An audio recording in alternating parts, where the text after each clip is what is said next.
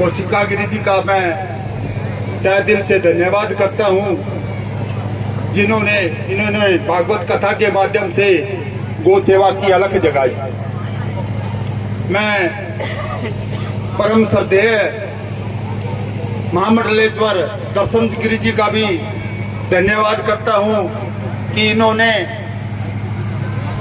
बहुत लंबे समय से गौ संवर्धन का और गौशाला का काम कर, समाज का भी काम कर रहे हैं। इनका भी मैं तहे दिल से धन्यवाद करता हूँ।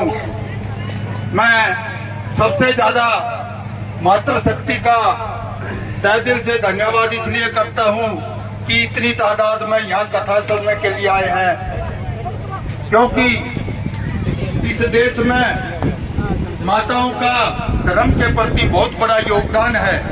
कथा कहने वाली भी बेटी है, बेटी बचाओ बेटी पढ़ाओ, ये भी देश में हमारे प्रधानमंत्री जी का नारा है, और कथा सुनने वाले भी माताएं हैं। लेकिन एक धर्म का काम, जिस दिन मैं माताओं से प्रार्थना करता हूँ, आपने 7 वचन लिए थे, उसमें ये आपने वादा किया था अगर धर्म का काम करेंगे तो हम पुरुष भाइयों के साथ बैठ के करेंगे।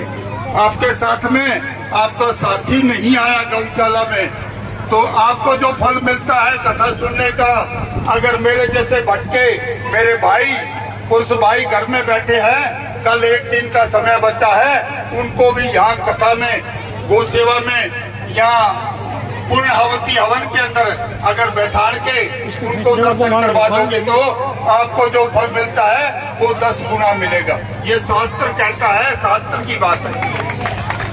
तो अभी गुरुजी ने भी बताया भाई यहाँ ज्यादा आई, लेकिन ज्यादा महिलाएं तो आई है, लेकिन मेरे साथी नहीं आए। तो ये जाने का काम इस देश में माताओं ने किया है। जब भी काम धर्म का है, मीरा का देख लो इतिहास, कर्मा का देख लो, कर्मा मात्र 14-15 साल इस लोक में रही, आज बच्चे की जबान में कर्मा बाई, मीरा बाई क्यों है? क्योंकि उनके अंदर आस्था थी, धर्म के प्रति आस्था थी। मेरो तो गिरधर गोपाल दूसरों ने कोई, तो उनकी एक धर्म के प्रति आस्था थी।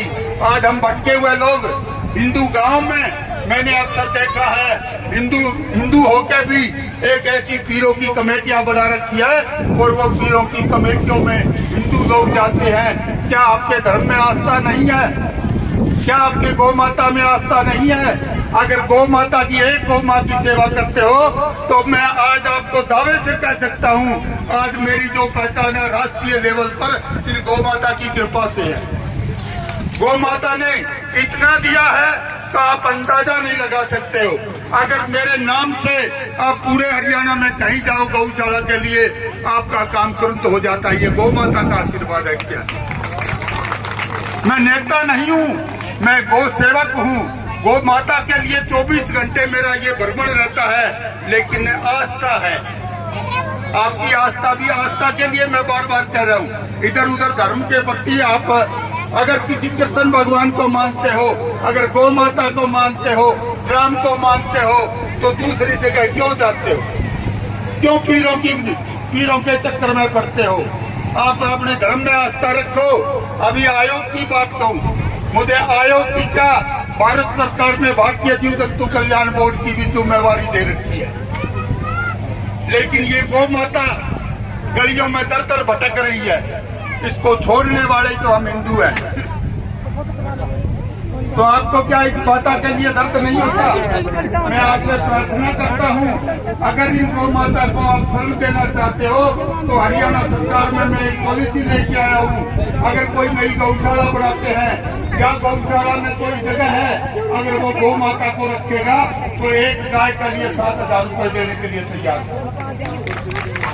इसके साथ साथ उस गाय के अंदर अगर गौशाला में आती है, अगर बकरी आती है तो 20 रुपए रोजाना के हिसाब से, गाय आएगी तो 30 रुपए, और नंदी बाबा आएगी तो 40 रुपए प्रतिदिन प्रति गाय देने के लिए तैयार है। लेकिन गौ माता को गौशाला में आश्रय दीजिए। इन्हीं शब्दों के साथ मैं ज्यादा लंबा न बोलता हुआ, मैं कथा सुनने के लिए आया। यहाँ कोई मैं भाषण देने के लिए नहीं आया।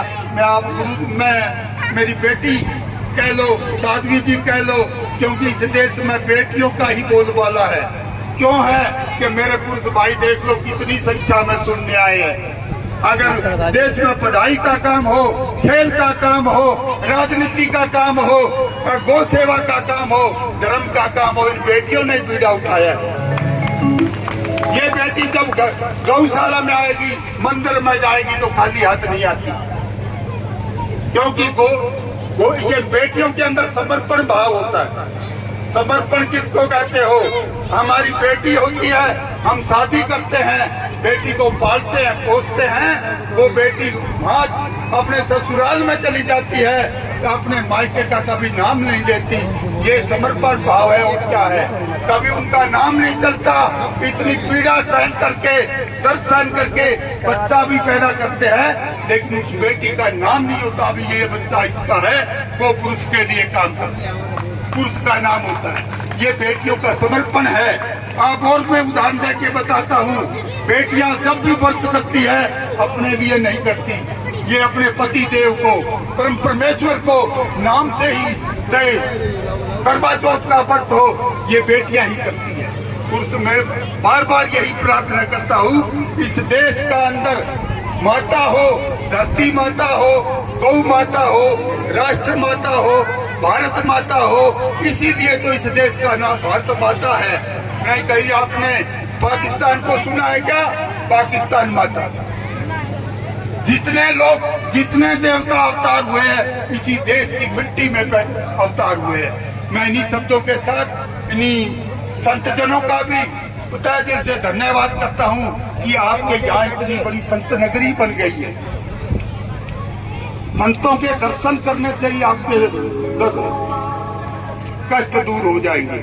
लेकिन संत होके और गौशाला तो आपको तो डबल फल फायदा मिलने वाला है। इन्हीं के शब्दों से साथ आपसे हाथ जोड़ के प्रार्थना है, आप गौशाला से जुड़िए। एक प्रार्थना और करके जाता हूँ, अगर समाज मेरे साथ जुट जाए, मैं सरकार का पैसा तो ला दूंगा, आप मेरे कहने से 1 रुपया 1 रोटी इस गौशाला में दे दो, ये कोई गाय भूखी नहीं रहेगी, ये मैं वादा करता हूँ। इन्हीं शब्दों के साथ मैं तहे दिल से इस कमेटी का, बहन साध्वी जी का, इस ग्राम पंचायत का, माताओं बहनों का बहुत बहुत धन्यवाद। जय गौ माता। जय गौ माता